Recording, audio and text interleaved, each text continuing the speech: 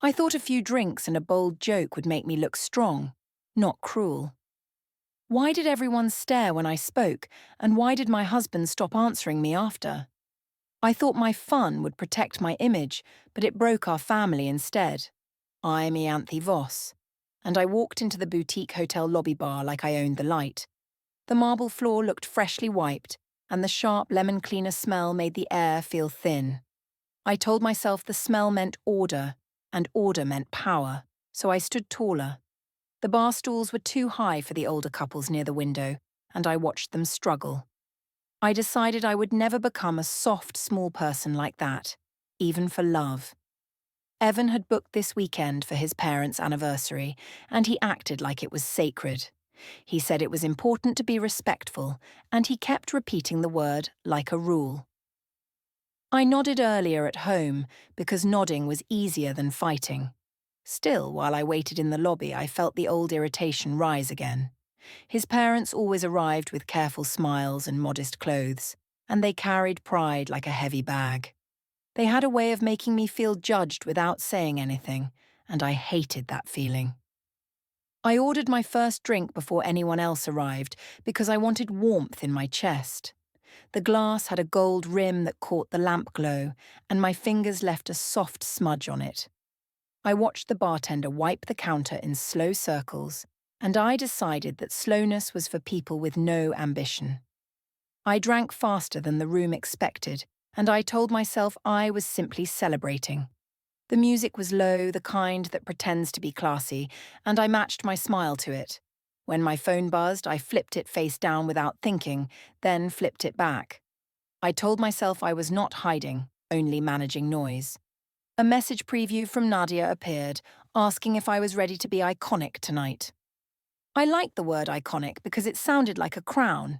I typed back a confident reply, then erased it, then typed again.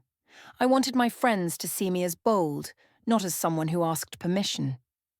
I checked my reflection in the bar mirror and adjusted my hair, making it look careless on purpose. I thought about Evan's mother, Marion, and her careful lipstick that always looked slightly faded. I imagined Marion's hands around a water glass, polite and quiet, and I felt a small rush of superiority.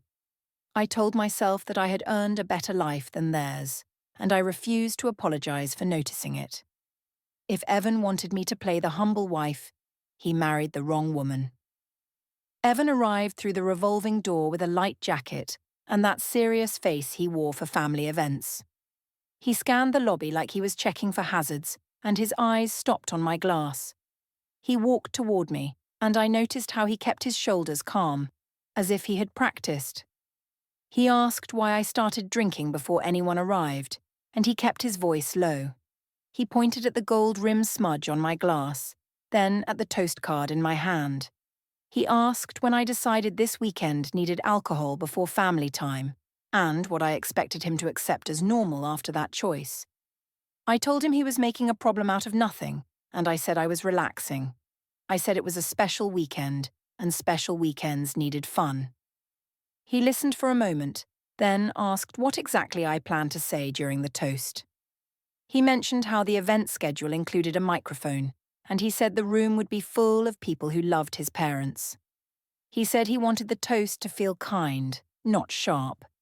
He asked what I wanted his mother to feel when strangers clapped, and I answered that his mother was not fragile. I added that if Marion got hurt, it would be because she chose to be sensitive. He did not argue like a teenager, which made it harder to win. He asked if we could pause for water, and he asked if I could promise one simple thing. He said I should not comment on their looks, their money, or their background, even as a joke. He did not say it like a threat, but he said it like a boundary. I laughed softly, because laughter makes a boundary look silly. I said he could not police my words, and I implied he was tense because he feared being embarrassed. I watched his eyes narrow for a second, and I liked that reaction more than I should. We moved toward the elevators, and the mirror wall showed us side by side. I looked like the successful woman in a glossy ad, and Evan looked like a responsible man holding a fragile box. The elevator ding sounded too cheerful for my mood, and I noticed a small scratch on the panel near the floor number. Evan saw my wristband and the coat check tag attached, and he said he did not want me to treat this weekend like a stage. He asked what I planned to do with a microphone in my hand and a room full of witnesses. He asked what I expected him to accept as normal married behavior after a public joke at his parents' expense. I said he was dramatic, and I told him he was acting like a parent, not a husband. He asked if we could talk later in private, and he suggested Lena could be a neutral person if we needed support. That suggestion annoyed me because it made the problem real. I said he was trying to recruit judges, and I accused him of building a team against me. He stayed quiet for a moment, then asked me one last question. He asked what changed in me, because he could feel it in the way I spoke. I told him nothing changed, and I acted like his concern was the true problem. When the elevator doors opened, I walked out first because I liked the feeling of leading. Evan followed, and I heard the soft echo of his shoes behind me. He went to our room to drop his bag, and I told him I wanted a little air. I said I was fine, and I said I would meet him later. He watched me like he wanted to ask more, then he stopped himself. That restraint made me angry, because it felt like he was choosing control in a different way. Outside, the riverside walkway was cool, and the wind moved my hair against my cheek. The water looked dark and polished, and a ferry horn sounded far away like a warning. I leaned on the railing and checked my phone again, pretending I had a reason. That was when Raphael appeared, dressed like he belonged to the night. He asked if I was enjoying the hotel, and his tone made it sound like I was the main event. I said I was here for family, and I made it sound boring on purpose. He asked why I looked tense, and I said my husband worried too much. Raphael said some men confuse respect with control, and I liked hearing that idea from someone new. I told myself he understood me better in 10 minutes than Evan did in years. I knew that thought was unfair, but unfair thoughts can feel like oxygen. Raphael suggested a quick walk, and I followed because I wanted to feel chosen. We stayed near the lights because I did not want to look hidden. He asked about my work, and he listened too closely. He said my confidence was rare, and he made me feel like a prize again. I thought about Evan upstairs, likely checking schedules and making sure his parents were comfortable, and I felt a strange irritation. Evan's goodness always came with expectations, and I hated owing anyone anything. My phone buzzed again, and a tagged story draft preview appeared on the screen. It showed my laughter by the river, framed like a perfect moment, with Raphael's name at the top. My thumb hovered, and I did not delete it. I told myself it was harmless, because it was only a preview, and nothing was public yet. Still, the fact that it existed made me feel powerful, like I had a secret door. I slipped the phone into my bag, inhaled the cold air, and walked back toward the hotel, already planning how to turn this weekend into proof that I deserved more. The next morning, I acted like the lobby bar never happened, and I wore confidence like perfume. Evan moved around the room quietly, folding shirts with careful corners. He asked if I slept well, and his calm tone sounded like a test. I answered that I was fine, and I made my voice smooth on purpose. He watched my phone when it lit up, and I turned the screen away like a reflex. At the nail salon, the air smelled like acetone and sweet lotion, and the chairs hummed softly. Nadia sat beside me, scrolling fast with her mouth pulled into a proud smile. She asked if I was ready to be bold at the anniversary dinner, and she described bold like it was a trophy. I said I had the perfect idea, and I kept my eyes on the colour samples. I told myself I was choosing a shade, but I was really choosing a mood. Nadia started describing a toast that would make everyone laugh and remember me. She suggested I praise Evan's parents for coming so far, while making it sound like they started low. The other women laughed in little bursts, and their laughter felt like support. I smiled like I was above it, yet I enjoyed the attention. I said Evan's parents always acted so delicate, and I implied they needed thicker skin. I told myself I was only being honest, and honesty in my head always sounded clean. My phone buzzed again, and I saw Raphael's name in a notification preview. I did not open it, but I did not delete it either. Nadia noticed my expression and raised her eyebrows like she wanted a story. I said it was a hotel contact, and I described it like work. She nodded too quickly, and her eyes held a curiosity she did not hide well. I felt a warm rush because being slightly mysterious made me feel powerful. Later, at Evan's office building, I arrived with a coffee cup and a bright smile. I told myself I was being supportive, not controlling, because I liked the idea of being seen. The open-plan break area had a cold, fluorescent glow, and the fridge door squeaked. I noticed Evan's co-worker, Priya, pausing with a tea bag in her hand. Priya looked at me, then at Evan, with a careful expression. Priya asked Evan if everything was okay, and she phrased it like concern. She mentioned that someone reacted to a story involving a hotel and my laugh. Evan answered without heat, and his voice stayed level. He said things were fine, but his eyes held a tired focus. I felt annoyed that his workplace had opinions about my life. I smiled at Priya anyway because I wanted the room to feel I was harmless. In the elevator lobby, Evan asked me why my name appeared near Raphael's on a story draft. He referenced the exact timestamp he saw, and he mentioned the minute hand on the wall clock. He pointed out the small cracked corner on my phone case because it caught the light. He asked who Raphael was and why I hid my screen the second it lit up. He asked what he was supposed to believe when the same name kept appearing. He asked what I expected him to accept as normal after I started treating my phone like a private vault.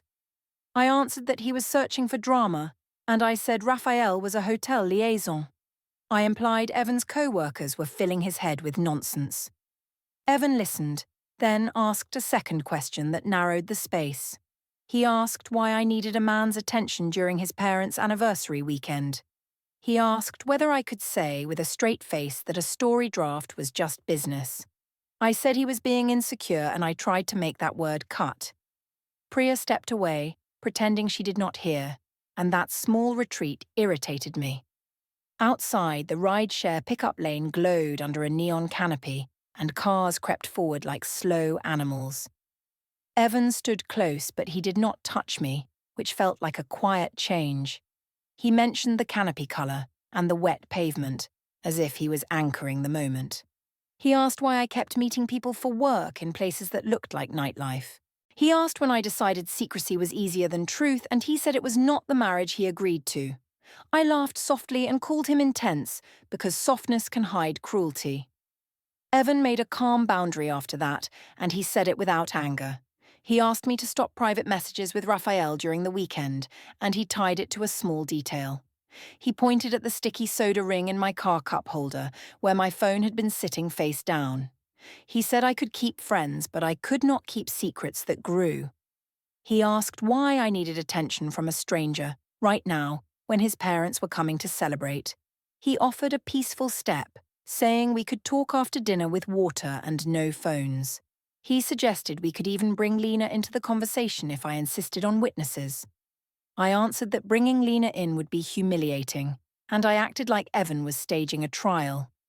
I said he wanted to control who I spoke to, and I framed it as jealousy.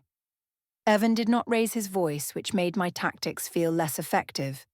He asked a trap question that forced a real fact. He asked where Raphael was last night, when my phone showed a draft preview by the river.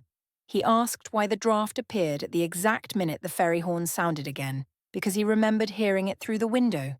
He asked what story I wanted him to believe and how he should live inside that story. I dodged, because the truth would shrink my power. I said the river was public, and I could stand wherever I wanted. I added that Evan was obsessed with details, like a man who wanted a leash.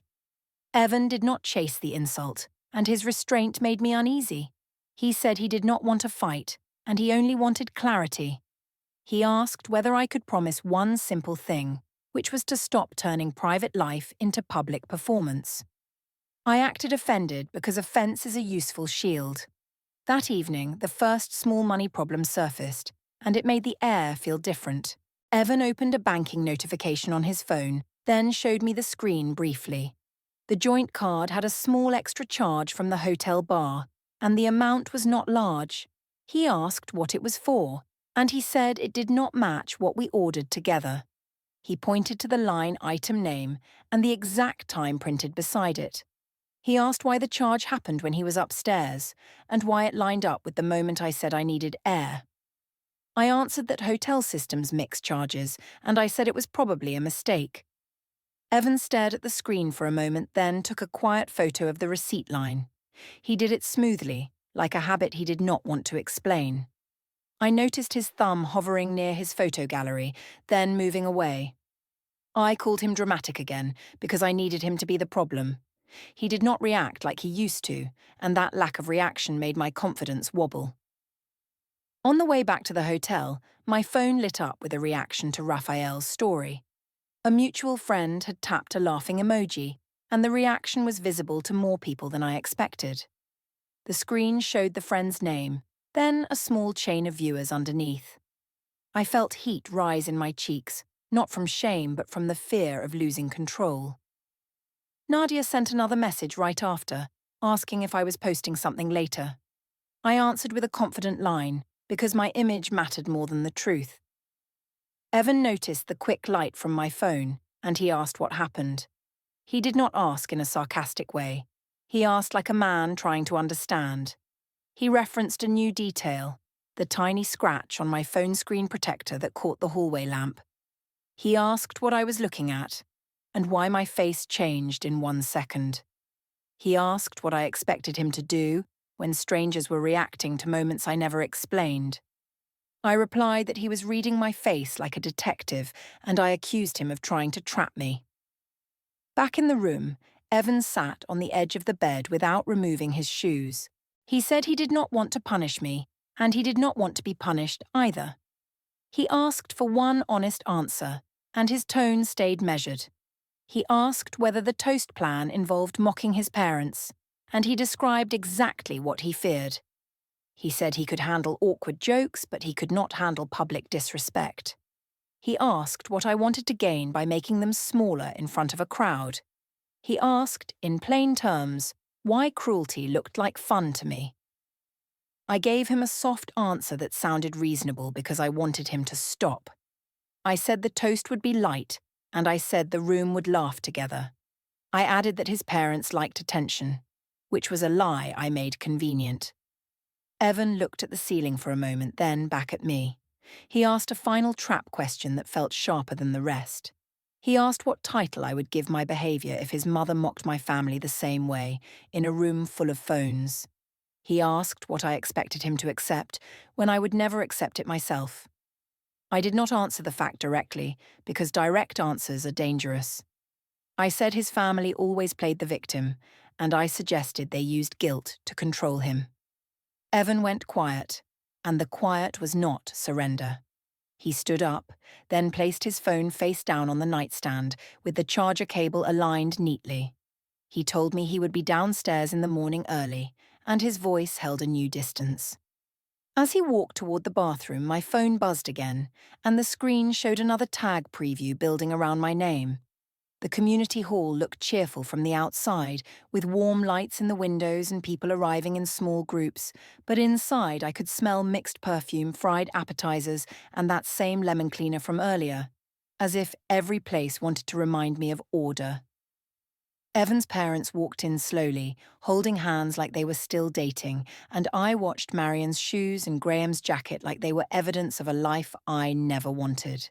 I told myself they were lucky to have a night like this, and I told myself I was the reason the night would feel bigger.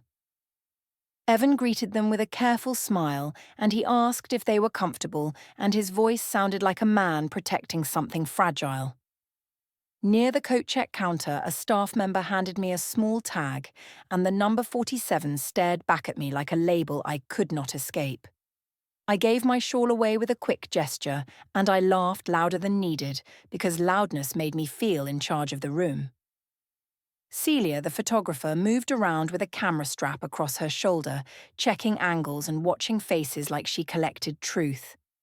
I noticed her glance at my drink, then at my posture, and I disliked that quiet attention because it made me feel observed. Nadia arrived with two friends and hugged me hard, then pulled back with a grin that looked hungry for drama. Evan leaned close and asked if I could keep the night kind, and his tone stayed calm even while his eyes searched mine. He pointed at the printed schedule on the wall and tapped the part that said toast, and he asked what I planned to say when I held the microphone. He asked, in a careful way, whether I intended to mention money, class, or the way his parents looked, and he said he needed a clear answer. I told him he was acting like a guard, and I said his parents loved jokes, and I made my smile sharp enough to end the subject. Evan did not fight back with anger, which made my irritation grow because I wanted him to either obey or explode, and he did neither. The banquet room filled fast with chairs scraping, glasses clinking, and people leaning in close to speak over the music.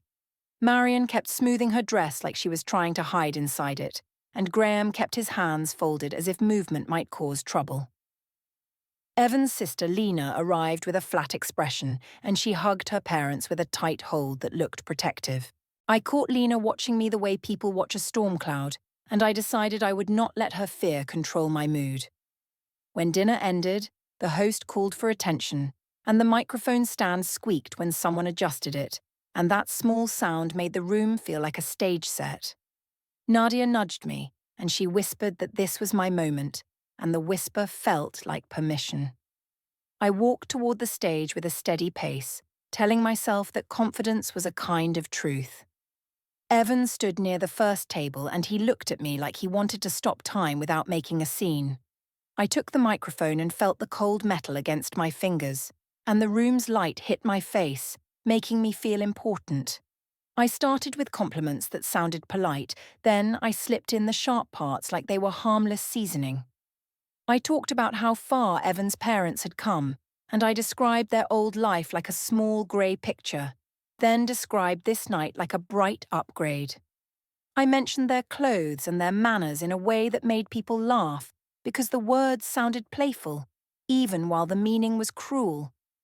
I hinted that Evan had escaped a simple world, and I implied that I was the proof of his improvement, and I did it with a smile that invited clapping. The laughter came in uneven waves, and some people looked away while they laughed, which should have warned me, but I enjoyed the sound too much. I saw Marion's face stiffen, and I saw her eyes blink fast, as if she was trying to clear water without letting it fall. Graham's jaw tightened, and he stared at the tablecloth like it was safer than looking up.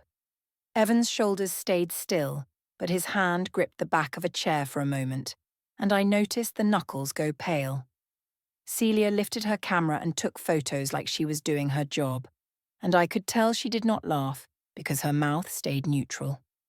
Lena did not clap, and her silence looked heavier than any shout. After the toast, people stood and moved again, and the room tried to return to normal with music and chatter. Evan asked me to step outside for a minute, and he kept his voice low so nobody would turn their heads. I agreed because I wanted to look reasonable, and I told myself I would win the next part with calmness. In the parking lot, the air was cold, and a bright signboard flickered slightly, making shadows jump on the ground. Evan stood a few steps away, as if he was controlling himself by giving space, and he asked why I needed an audience for that kind of joke. He referenced the mic stand squeak, and the exact second the room laughed too loud, and he asked what I expected his mother to feel when strangers laughed at her. He asked, in a way that demanded a fact, why I chose that moment to talk about class, when his parents were there to celebrate their marriage.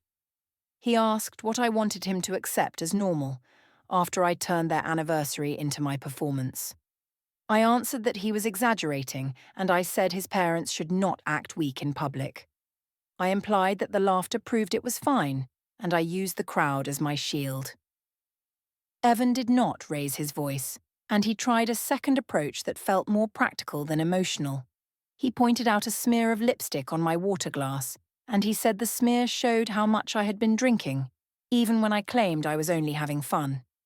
He mentioned Marion's hands shaking as she held her fork, and he asked me to stop drinking now and return inside to apologize privately. He said he was not asking for a public apology, and he was asking for a quiet repair because his parents did not deserve another scene. He offered a simple peace option, saying we could leave early and talk later, and he suggested we could set a rule for public events, so this would never happen again. I refused because apologizing felt like losing, and losing felt like death to my image.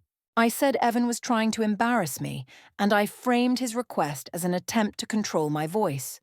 I told him he should defend me instead of protecting his parents' feelings, and I said he was choosing them over me, as if love was a competition. Evan asked one last trap question, and this one sounded like a door closing. He asked what name I would give my behavior if his mother stood on a stage and joked about my family's status, while phones pointed at her like eyes. I did not answer the question directly, because direct answers make you smaller. I told him his family always played the victim, and I said they used guilt to keep him obedient. Evan stood still under the flickering signboard, and the calm on his face did not look like agreement. He nodded once, slowly, and the nod felt like he was recording the moment in his mind.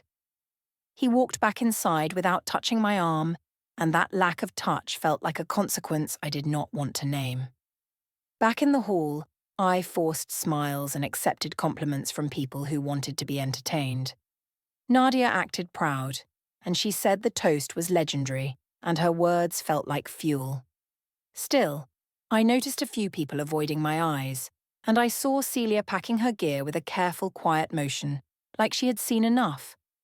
Evan stayed near his parents, and his attention moved to them, not to me, as if I no longer belonged in his protective circle. When I finally checked my phone near the coat check counter, the screen lit up with a tag notification that made my breath catch. A guest had posted a short clip of my toast, and the caption framed me as bold, and my face was clear in the video. The viewer list already had names I recognized, and the numbers climbed in small steps. I stared at the clip as it replayed, hearing my own voice turned into a public object. And I smiled once because I thought the internet was applause, not a record. Then my phone vibrated again with another tag, and I realized the room was not the only audience anymore. The morning after the anniversary, Evan's parents did not call, and that silence felt like a small verdict. Evan moved through our apartment with careful steps, as if the floor might crack under the wrong word.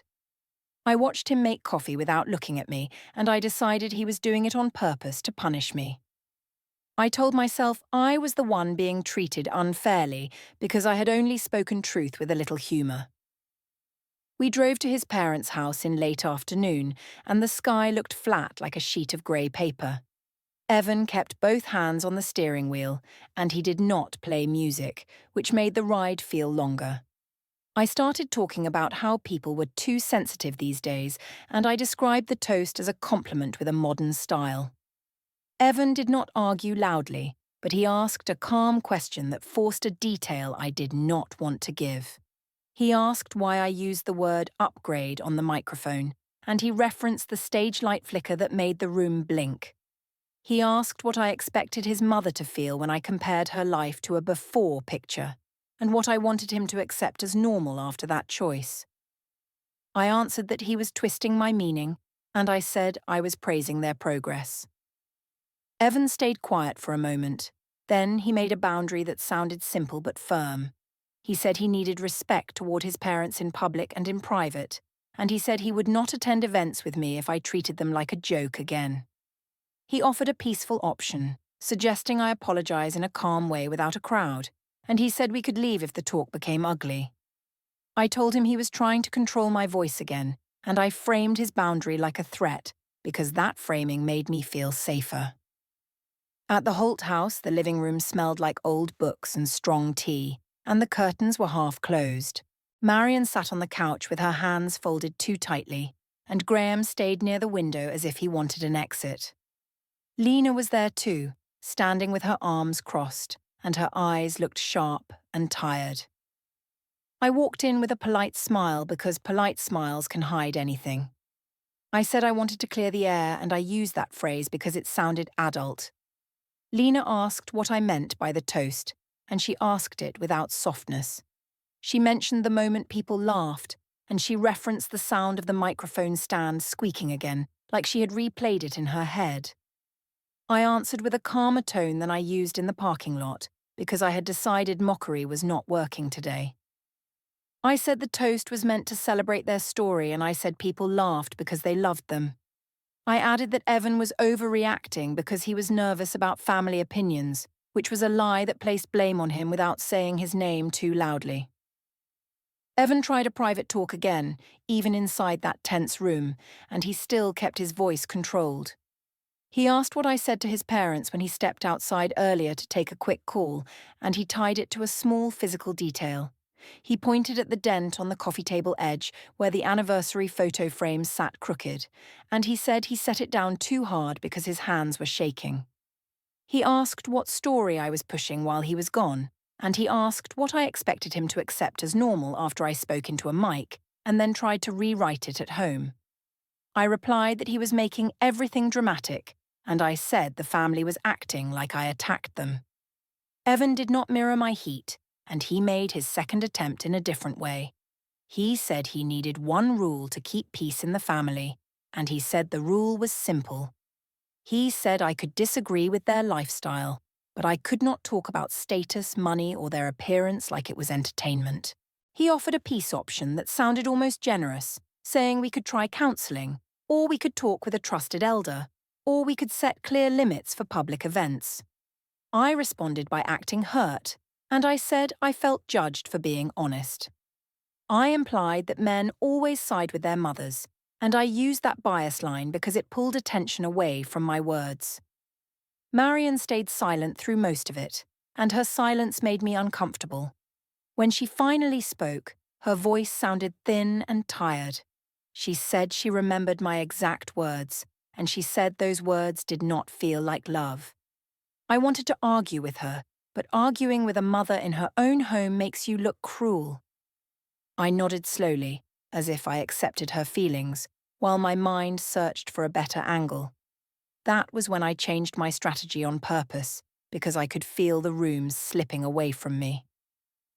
I used a calm, reasonable voice, and I said I wanted peace and respect, but I attached hidden conditions.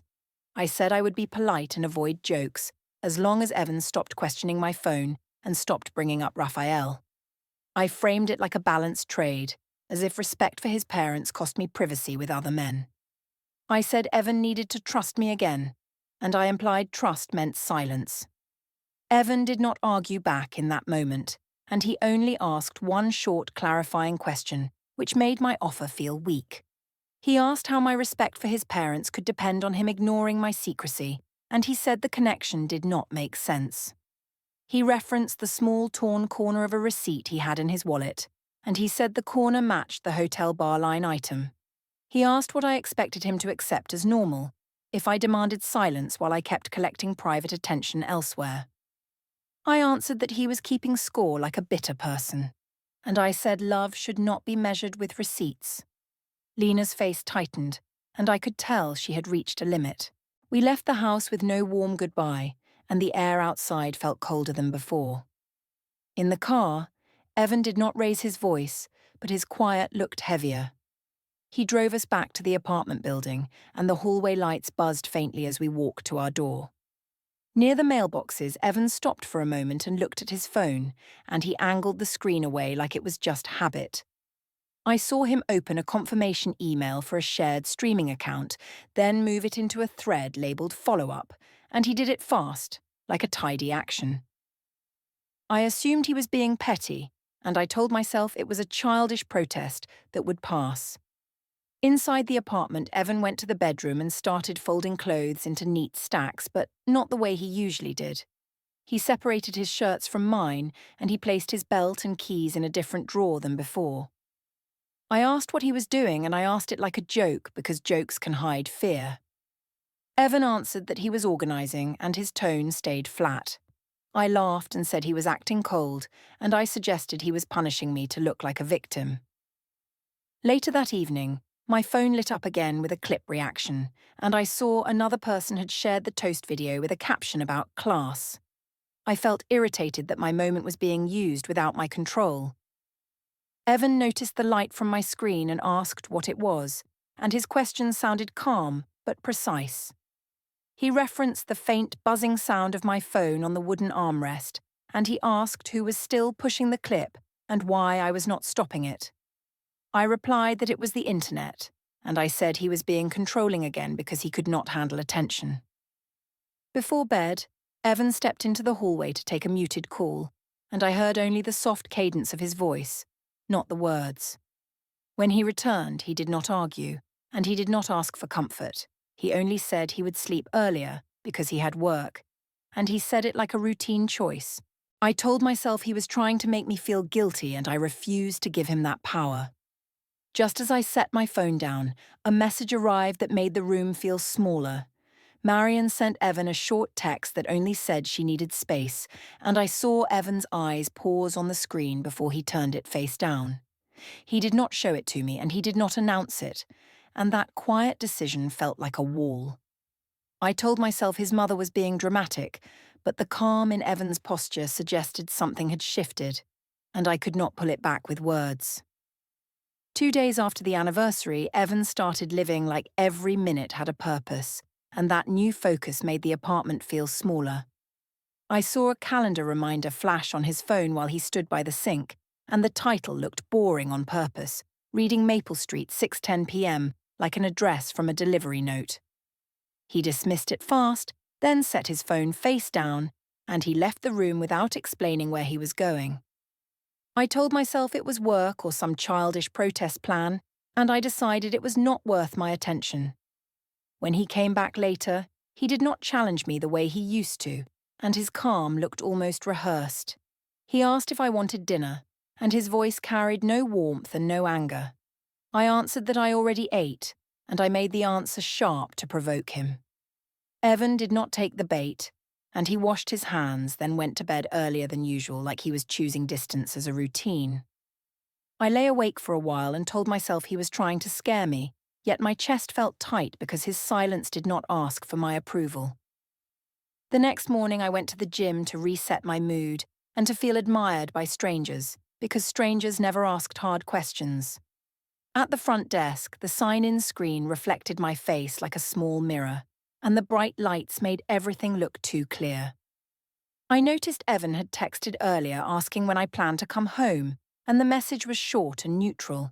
I ignored it for a while, then told myself he deserved to wait because he kept acting like the victim. I posted a quick selfie in the locker hallway, framing it like motivation, and I watched the views climb because views feel like proof. That afternoon, Evan made another attempt to talk, and he did it with facts instead of feelings. He asked when I started meeting Raphael without telling him, and he tied the question to a detail I could not pretend was imaginary. He mentioned the exact minute the elevator bell rang at the hotel, and he linked it to the timestamp on the tagged story draft he had seen earlier. He referenced the gym front desk reflection, saying he saw my posture change the second my phone lit up, and he asked why I moved the screen away like a reflex. He asked what story I expected him to accept as normal when my explanations kept changing shape. I answered with a cold laugh and said he sounded like a detective who needed a hobby. I claimed Raphael was a work contact again, and I said Evan was embarrassing himself by obsessing. Evan listened for a moment, then asked a second trap question that demanded a real answer.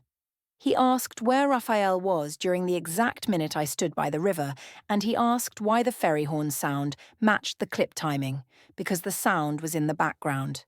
He asked what I expected him to do with those details, and how he should trust me when I refused to name basic facts. I avoided the facts by turning the conversation into a character attack, calling him insecure and controlling. Evan did not shout, and he did not insult me back, which made my insults feel weaker. He set a boundary that sounded plain and firm, and he described it like a practical rule, not like a threat. He said he needed honesty about who I spent time with, and he said he needed respect for his parents and his home because public humiliation did not stay outside. He offered one peace option that sounded almost generous, saying we could talk that evening with no phones, and we could write down rules we both followed, and we could even speak with a mediator later if we could not agree. I answered that writing rules was for people who failed at love, and I said I would not sit in a room to be questioned like a criminal. The next day, I saw a new reminder on his phone while he stood in the hallway, and it was titled Cedar Avenue, 11:20 a.m., like another address that tried to look harmless. Evan dismissed it quickly, then left the apartment with a clean shirt and a neutral expression. When he returned, he moved his keys and wallet into a different drawer, and he opened the mail alone at the table without inviting me.